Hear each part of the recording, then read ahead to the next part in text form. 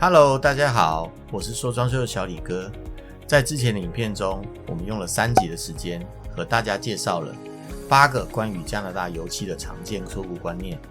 今天呢，我们就来继续聊聊室内油漆的耐水能力到底和油漆的光度有没有关系。还有在本系列影片的最后一部分，我们来谈谈为什么在加拿大天花板不做成平面的，而是喷成颗粒表面的爆米花天花板。喜欢房屋装修相关主题的朋友，请您订阅我并打开小铃铛，这样才不会错过任何的精彩影片更新哦。好，废话不多说，我们现在就开始今天的影片吧。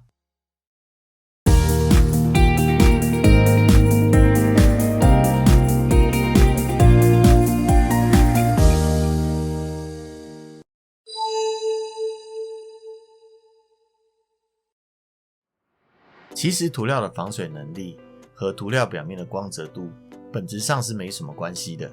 什么是涂料表面的光泽度？大家可以复习一下这部影片哦。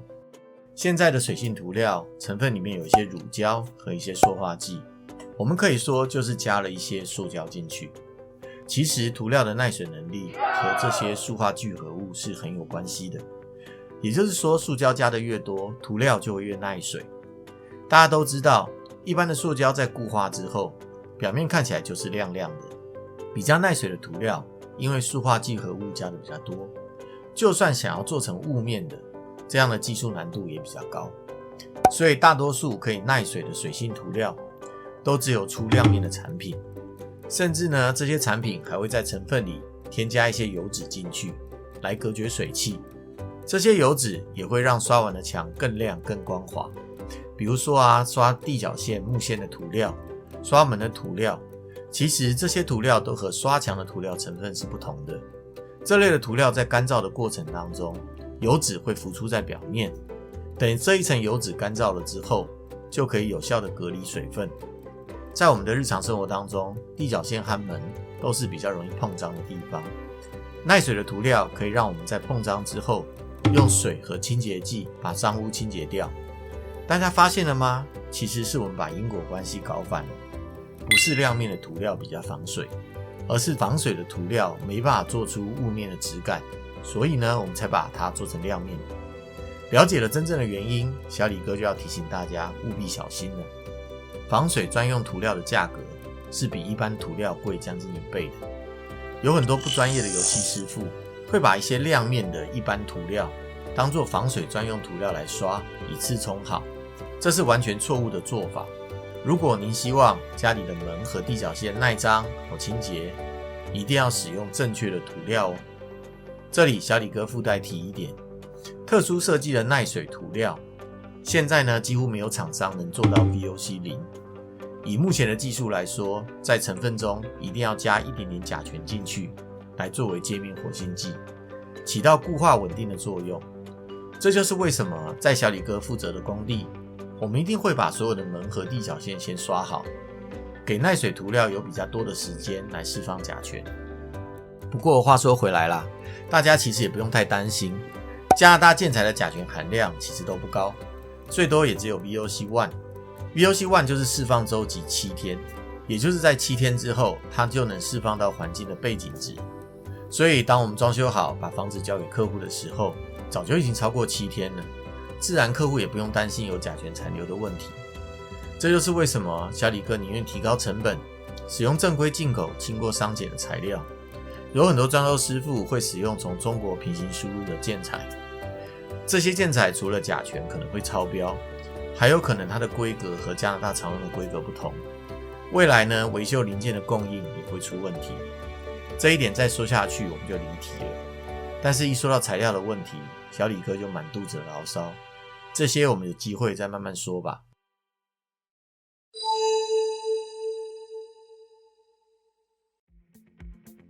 大家一定有发现，加拿大天花板的表面不是光滑的。通常呢，我们会喷上颗粒的 pump cone texture， 我们通常叫它爆米花天花板。这在亚洲人的眼中实在看起来不太顺眼，有时候呢还会从天花板上掉一些颗粒下来。那我们可以把它磨平吗？小李哥建议大家不要。首先呢，我们要知道为什么在加拿大我们要把天花板做成这样。加拿大房子的设计除了安全之外，还有一个最基本的原则，就是要做到气密保暖。因为加拿大冬天温度很低，我们不希望房子的温度跑出去，爆米花天花板就发挥了保温的功能。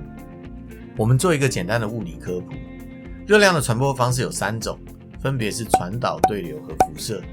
室内的温度呢，也会用红外线辐射的方式来流失。这时候如果天花板是平面的，暖气的热能就会直线的反射，快速的流失。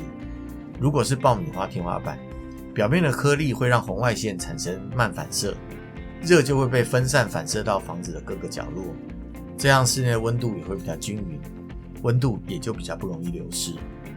第二点呢，也是因为慢反射的效果，让室内的灯光会均匀的散射，光线不会直上直下。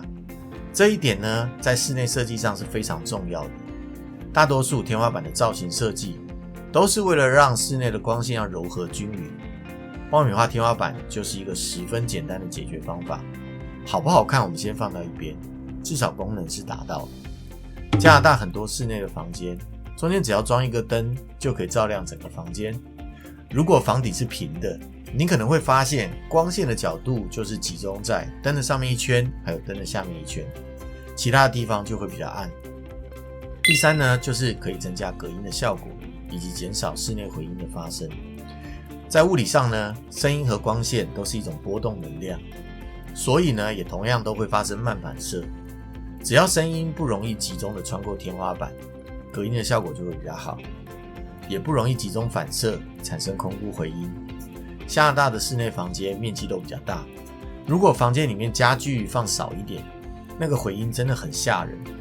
大家一定有进过空屋子，在空屋子里面，我们连讲话都会有回音。但是有喷爆米花天花板的房间，回音的控制和隔音的效果都会比较好。